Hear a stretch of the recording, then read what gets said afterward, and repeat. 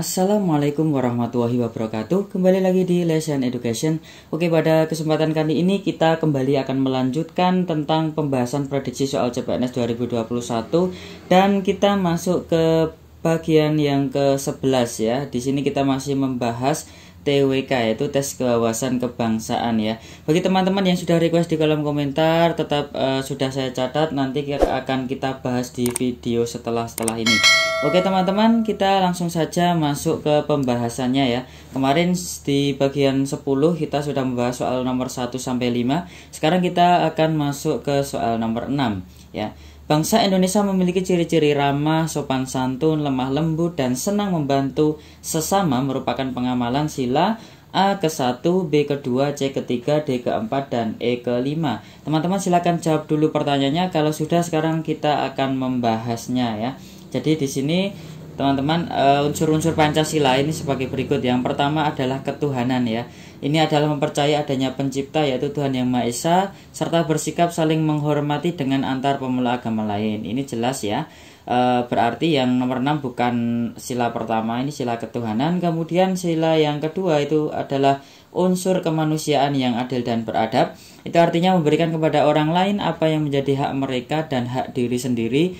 Dan beradab artinya memiliki perilaku yang baik serta sopan santun, ramah, dan lain sebagainya.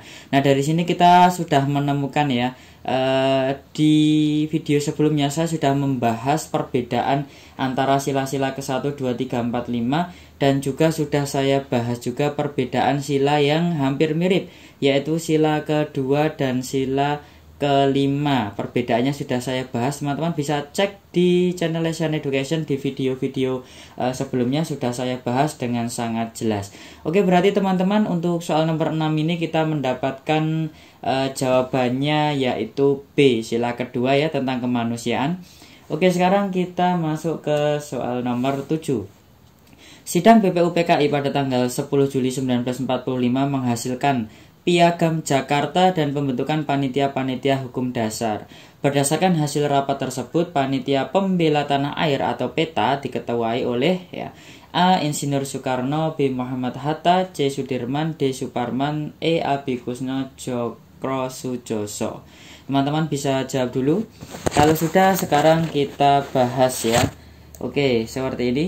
Jadi sidang BPUPKI pada tanggal 10 Juli 1945 itu akan menghasilkan ya, bukan akan ya, tapi sudah menghasilkan Piagam Jakarta dan pembentukan panitia-panitia hukum dasar. Nah, panitia kecil yang terbentuk adalah antara lain Panitia Perancangan Undang-Undang Dasar, itu ketuanya adalah Insinyur Soekarno. Kemudian Panitia Pembela Tanah Air atau PETA itu diketuai oleh Abikusno Djokrosujoso, dan Panitia Ekonomi dan Keuangan diketuai oleh Dr. Andes Muhammad Hatta ya. Jadi di sini jangan sampai kebalik, banyak teman-teman yang menjawab ketuanya Pak Karno ya, akan tetapi untuk PETA Pembela Tanah Air itu ketuanya adalah Abikusno Djokrosujoso. Berarti jawaban yang paling tepat di sini adalah yang E. Oke, kita lanjutkan sekarang ya. Nomor 8. Sidang pertama PPKI pada tanggal 18 Agustus 1945 berhasil mengesahkan Undang-Undang Dasar NKRI dan menetapkan beberapa hal berikut ini kecuali A. Pengesahan Piagam Jakarta sebagai rancangan pembukaan Undang-Undang Dasar, B. Pengesahan pembukaan UUD oleh PPKI, C. Pengesahan UUD NKRI, D. Pemilihan Presiden dan Wakil Presiden, dan E. Penetapan KNIP sebagai Badan Musyawarah Darurat Republik Indonesia. Teman-teman bisa jawab dulu, nanti kita cek hasilnya. Oke, sekarang kita bahas ya. Jadi sidang pertama PPKI pada tanggal 18 Agustus 1945 itu berhasil mengesahkan Undang-Undang Dasar NKRI dan menetapkan beberapa hal berikut ini.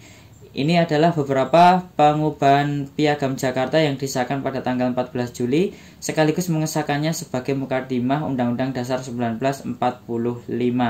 Nah, kemudian rancangan hukum dasar yang diterima oleh BPUPKI pada tanggal 16 Juli mengalami beberapa perubahan sekaligus disahkan menjadi Undang-Undang 1945. Kemudian memilih presiden dan wakil presiden yang pertama, yakni Insinyur Soekarno dan Dr. Andes Muhammad Hatta. Kemudian menetapkan berdirinya KNIP, Komunitas Nasional Indonesia Pusat, sebagai Badan Musyawarah Darurat. Jadi pengesahan Piagam Jakarta sebagai rancangan pembukaan UUD tidak ditetapkan di sidang pertama PPKI ya. Jadi ini adalah jawaban yang paling tepat ya. Coba-coba teman-teman pahami kalimat ini ya. pengesahan Piagam Jakarta sebagai rancangan pembukaan itu tidak ditetapkan di sidang yang pertama, tidak ada hasilnya di sidang yang pertama ya. Berarti jawaban yang paling tepat itu adalah yang A ya. Oke, sudah bisa dipahami? Oke, kalau sudah kita lanjut ke soal nomor 9. Berikut ini yang tidak termasuk ke dalam rumusan Pancasila sebelum dikeluarkannya Dekret Presiden pada tanggal 5 Juli 1959 adalah A. Rumusan dari Muhammad Hatta tanggal 29 Mei 1945 yang disampaikan dalam pidato Asas Dasar Negara Kebangsaan Republik Indonesia. B. Rumusan dari Muhammad Yamin tanggal 29 Mei 1945 yang disampaikan sebagai usulan tertulis dan diajukan dalam rancangan hukum dasar. Kemudian C.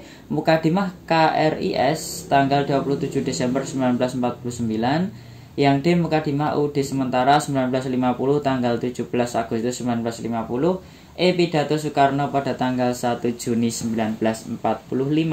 Teman-teman silahkan jawab dulu. Kalau sudah, sekarang kita akan membahasnya.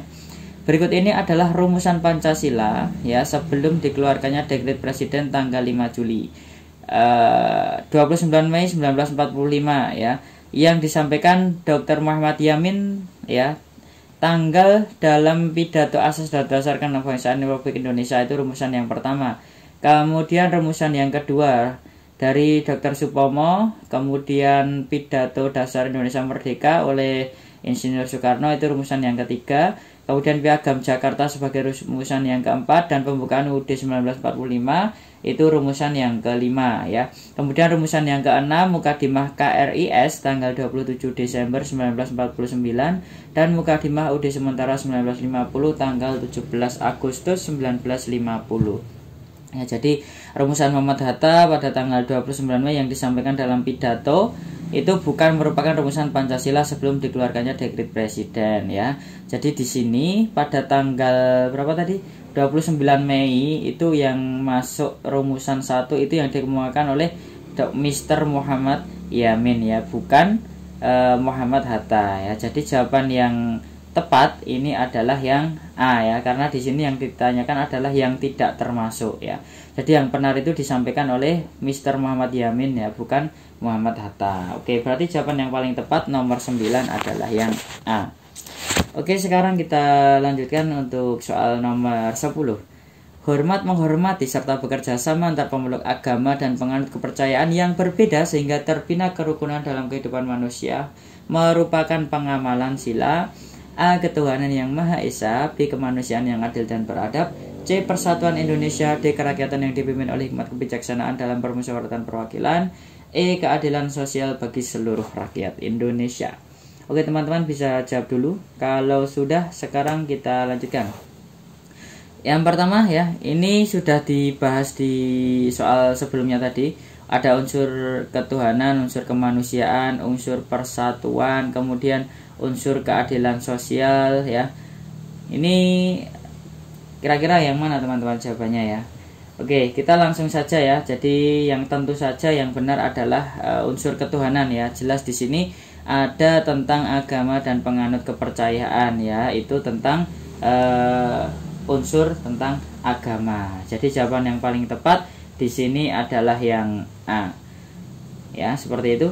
Oke teman-teman, mungkin itu saja yang bisa saya sampaikan di bagian yang ke-11 ini ya. Jadi insya Allah nanti kita akan terus belajar sampai hari H menuju tes ya. Kita akan terus belajar tentang soal-soal CPNS ya. Di sini saya urutkan bagi teman-teman yang baru melihat video ini, saya sudah membuat part 1 sampai part 11. Teman-teman bisa cek video-video sebelumnya. Untuk part 1 sampai 10 saya membahas TIU.